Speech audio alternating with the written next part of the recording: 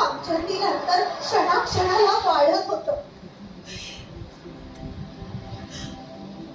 पोटीचा ठिपका झाला. अखेर तो ठिपकाही दिसेनासा झाला. माझ्या मनाला आता वेगळीच हुरहुर सुरू होती. आता 4 वर्ष स्वारीचे दर्शनही नाही. आवळा सादर करत होत्या.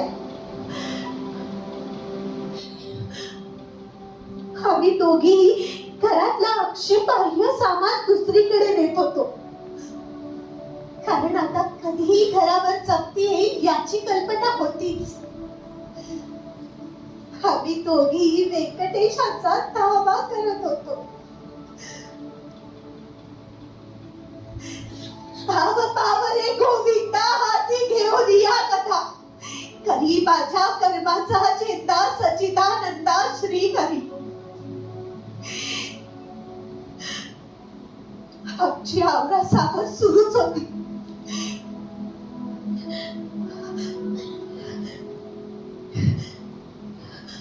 रात्रभर नाटकाबद्दल इतकं छान नाटक झालेलं आहे. मी लगेच दुकान सोडून आलेलो आहे विशेष म्हणजे. आणि आमच्या कोराडीमधलेच शंकरबाळ्या नाटक होते आणि बालपंडी साहेबांसोबत यांनी पण नाटक केलेलं आहे. आणि बालपंडी ग्रुपचे आम्ही माणसं. नाटक छान झालं आहे. काय सांगाल नाटकाविषयी, कसं वाटलं? अच्छा. सावरकरांच्या घरच्या म्हणजे त्यातील समिधाच होत्या. त्यांनी मोठा म्हणजे आपल्या राष्ट्रकार्यासाठी जे आहुतीच दिली समजायची. आपल्याला सावरकर माहिती आहे, पण त्यांच्या घरचे जे तिघी जणी होत्या त्यांच्यामुळे साथ म्हणजे त्या खरंच आहुतीच होत्या. समिधा म्हणते खूप अप्रतिम केलं आणि प्राचीन काम खूप सुंदर. खूपच छान, एकदम अप्रतिम, म्हणजे शब्दच नाही आहे. खूप सुंदर काम केलं.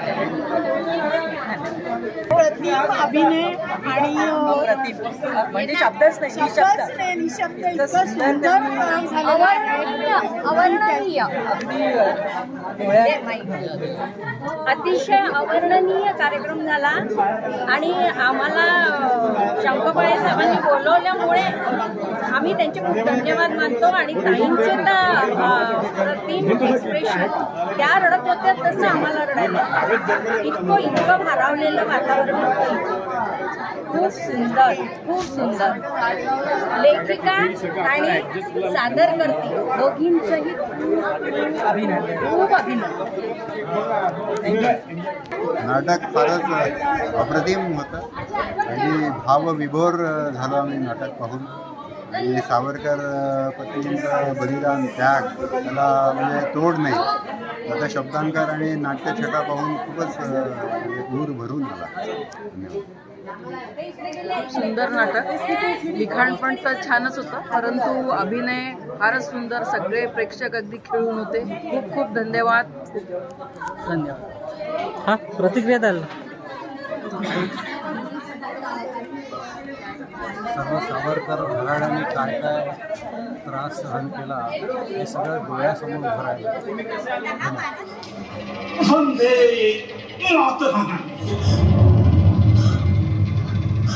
11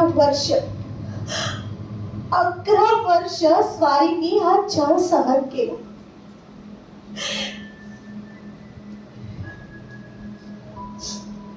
इतके सहन करत असताना सुद्धा तिथल्या भिंतींवर घायपाताच्या काट्याने करून काव्य निर्मिती केली. ऐश्वर्ये भारी, या अशा ऐश्वर्ये भारी, महाराज आपुली कथा ना कुठे निघे स्वारी. दीक्षितिजांचा दैदिप्य रथ तुझा सुटता, या कालपथाच्या अतुट उतरणी वरता. नक्षत्र कणांचा उठे धुराळा वरता, युग क्रोश दूरी मागुनी युग क्रोश दूरी, महाराज आपुली कथा ना कुठे निघे स्वारी. आणि उमऱ्यावरचं माप ओलांडून सावरकर कुळात प्रवेश केला. खरं तर मी निर्धारच केला होता, विवाह करेन तर डॉक्टर नारायणरावांशीच. कारण सिन्नरला माझ्या मामाकडे ते नेहमी येत. विश्वनाथराव केळकर माझे मामा, त्यांच्याकडे. तेव्हा मी त्यांना पाहिलं. त्यांचं व्यक्तिमत्व, त्यांचं वक्तृत्व, त्यांचे विचार पाहून मी भारावून गेले होते. हे दिवस मामा आणि डॉक्टर काही कामासाठी बाहेर निघाले. मी सहजच त्यांना म्हटलं, नाशिकच्या घरी वहिनी एकट्याच असतील ना, मी जाऊ तिथे त्यांच्या सोबतीला. डॉक्टर हसले आणि म्हणाले, तुम्ही अजून खूप लहान आहात, खूप धैर्य गोळा करायचंय तुम्हाला. माझी वहिनी आहे धीराची, सांभाळायची. तुम्हाला सांगते, तुम्ही अजून खूप लहान आहात, खूप धैर्य गोळा करायचंय तुम्हाला. हे त्यांचं वाक्य मी अगदी माझ्या मनावर कोरून ठेवलं. डॉक्टर माझ्यापेक्षा 13-14 वर्षांनी मोठे होते, पण त्यांच्याशीच विवाह करण्याचा माझा निश्चय पक्का असल्यामुळे 1915 मध्ये मी त्यांची त्या तिघी हे कादंबरी मी वाचलीच होती, पण आज ती नाट्य स्वरूपात आमच्या समोर आली. खरोखरच खूप भारावून गेलेला प्रसंग होता. आणि सावरकर ज्या महिला आहेत तिघी जणी, त्या तिघी जणींचंही हे आत्मचरित्र प्राची हिने खूप सुंदररित्या आपल्या समोर सादर केलं. जसं शंकर शंखपाळे यांचं पण मी इथे अभिनंदन करू इच्छिते. खूप सुंदर त्यांनी निदर्शन केलेलं आहे याचं. आणि तसंच इतर पण जे कलाकार आहेत ज्यांनी सगळे दिग्दर्शन केलंय किंवा इतर सगळं काही या कार्यक्रमाचं संचलन केलंय, त्यांचे सगळ्यांचे मी नमस्कार. आज इथे आपण सर्वांनी त्या तिघी ह्या नाटकाचा पहिला प्रयोग प्राची दाणी हिने या तिन्ही भूमिका साकारल्या. त्यामध्ये सर्वात मोठ्या येसूबाई, नंतर आपल्या माई म्हणजे यमुनाबाई आणि तिसऱ्या शांताबाई. तर या तिघी जणी त्यांनी जे स्वातंत्र्योत्तर काळात किंवा करांच्या घराण्यामध्ये त्यांचाही त्याग आणि बलिदान हे त्यांनी जे दिलं आहे, त्या तिघींचीही जी भूमिका किंवा त्या तिघींचं जे आयुष्य त्यांनी काढलं ते अतिशय वेदनामय आणि अतिशय अंगावर काटा आणणारं असं हे नाटक होतं. आणि खरं पाहिलं तर महिलांनाही जे पुरुष क्रांतिकारी त्यावेळेस होते त्यांच्या महिलांनाही अतिशय त्रास, अतिशय त्याग आणि बलिदान करावं लागलं. आणि त्या सगळ्या भूमिका आणि त्याचं पूर्ण मी म्हणेन की त्यांची एक यशोगाथा नाही पण एक अशी दर्दभरी कहाणी खरोखर आज सगळ्यांच्या डोळ्यात म्हणजे अक्षरशः अश्रूंच्या धारा वाहत होत्या. आणि अतिशय सुंदर असं प्राचीनी तिन्ही भूमिका एकपात्री प्रयोग करून खूप सुंदर वाटवल्या. त्याबद्दल मी प्राचीचं आणि त्यातही माझी मैत्रीण शुभा साठे तिचं जे लेखन आहे आणि तिचं जे काम आहे ते अतिशय वाखाणण्यासारखं आहे. तिने हा प्रयोग, हे पुस्तक ते आधी लिहिलं आणि त्याच्यावर हा प्रयोग झाला. हे खरोखरच अतिशय म्हणजे अभिमानास्पद आहे आणि खूप आनंद आणि खूप आम्हाला तर म्हणजे अभिमान आहेच, प्रश्नच नाही. तर मगाशी सुनीलजी पाठक म्हणाले की या प्रयोगाकरता अप्रतिम शिवाय दुसरा कुठला शब्दच नाही. शुभाताई साठे यांनी लिहिलेल्या कादंबरीवर शंकरी शंखपाळांनी जे एकपात्री प्रयोग करायचं हे केलं प्रयोग तो खरंच अप्रतिम होता. त्यांना पुढील प्रयोगांसाठी खूप खूप शुभेच्छा.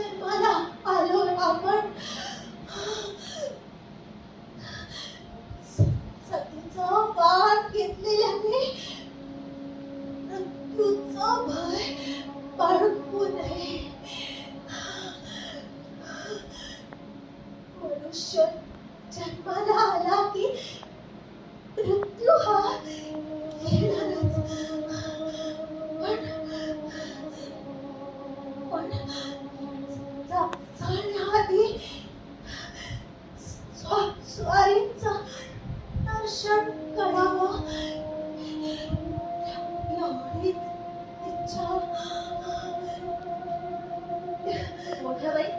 तुम्ही आता स्वस्त्यांच्या नशिबात होतो.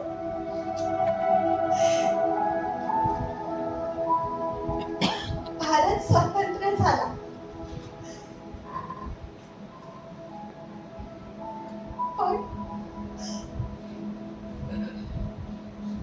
पण सावरकर बंधूंचं शोषण आणि कारावास संपला नाही.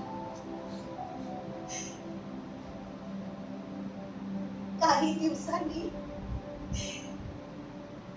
ज्यांच्या साथीनं उमऱ्यावरचा बाप ओलांडून सावरकर कुळात प्रवेश केला त्यांची ही साथ सुटली.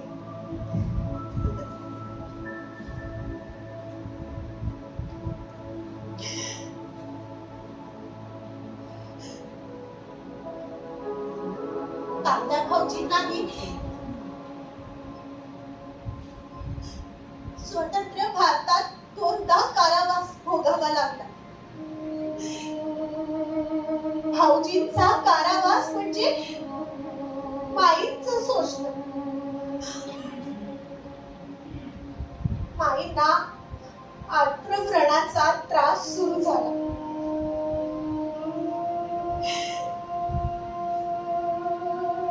त्या माऊलीने खूप सोसलं होतं.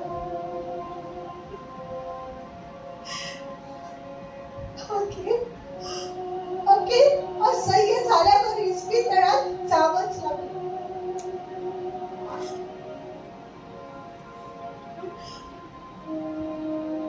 डॉक्टरांच्या प्रयत्नांना यश आलं नाही.